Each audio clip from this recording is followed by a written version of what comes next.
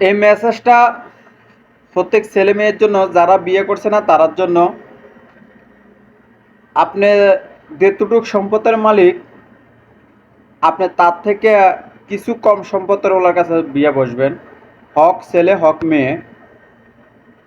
আপনি যদি ধরে রাখুন আপনি 20 লাখ টাকার মালিক, আপনি 15 লাখ টাকার মালিকের মেয়ে বিয়ে করবেন, নলবা ছেলে বিয়ে করাবেন। কেননা তখন আপনার সম্মান থাকবো।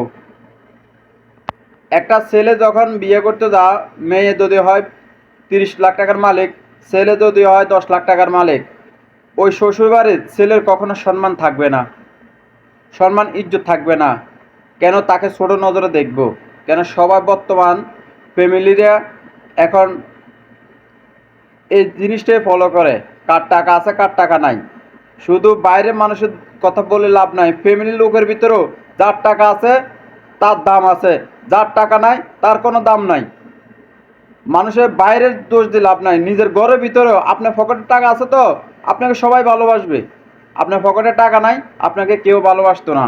তো এই কারণে বলতেছি, সমাজ টিকাতে হলে, সংসার টিকাতে হলে, ছেলে মেয়ের স্বামী স্ত্রীর ঘর টিকাতে হলে এই জিনিসটা করতে হবে। ছেলে বিয়ে করাতে হলে মেয়ের বাপের কত টাকা আছে এর থেকে কম টাকার ভিতরে আপনি যাবেন, তখন আপনার ছেলে আপনার শ্বশুরবাড়ি ওর শ্বশুরবাড়ি গেলে সম্মান পাইব। মেয়েকে যদি বিয়ে দেন, মেয়ে কত টাকার মালিক তার থেকে কমের ভিতরে যাবেন। আপনি যদি হন 20 লাখ টাকার মালিক, আপনার 15 লাখ টাকার মালিকের কাছে ছেলের কাছে বিয়ে দিবেন, তখন আপনার মেয়েও ভালো থাকবে। কেন আপনি যদি আপনি হলেন 15 লাখ টাকার মালিক, আপনি দিচ্ছেন 50 লাখ টাকার মালিকের কাছে, ওই মেয়ে একবারে একটা চাকরানি হয়ে থাকবে, কাজের বুয়া।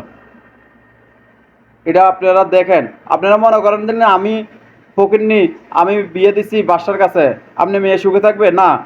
আপনি মেয়ে এখানে মানে একটা বউ বই থাকতে হবে। কেননা মেয়ে চিন্তা করবে আমার বাপের কিছু নাই, এখানে যা কর তাই আমি সহ্য করে থাকতে হইব।